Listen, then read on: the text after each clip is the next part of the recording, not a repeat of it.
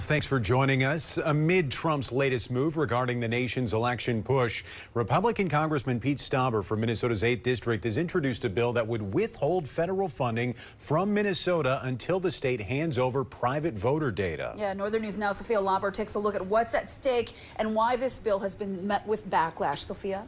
Laura and Dan, Stauber is proposing this legislation as a way to protect Minnesota's elections, but it's drawn fiery opposition since being introduced on Monday.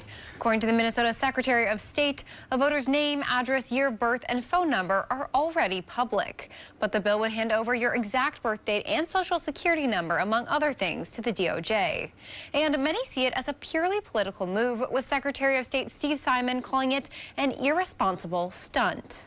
DFLer Trina Swanson is looking to challenge 8th District Congressman Pete Stauber. She accuses the Trump administration and Stauber's new bill of using Minnesota as a political pawn. It's just a way for Stauber to gain political points and votes, and he's going to use that as his platform. The Minnesota Voter Integrity Act, introduced by Stauber and the rest of the state's federal Republican delegation, would withhold federal election assistance funds until the state releases voter registration and election data, which includes social security numbers, to the Trump administration for review. And so these funds were instituted in an act in 2002 to ensure that we have safe and fair and elections that don't have fraud. Opponents of the bill say the timing of the bill, which was introduced the same day President Trump said he wanted to nationalize elections, is also cause for concern. Elections are a state function. It's in the Constitution.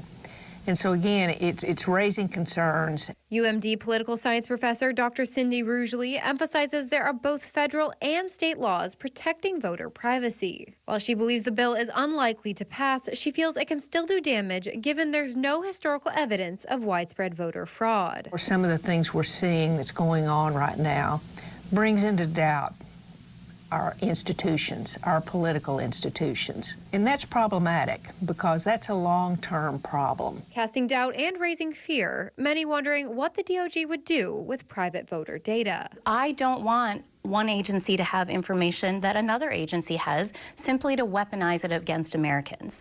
That's what they're going to do.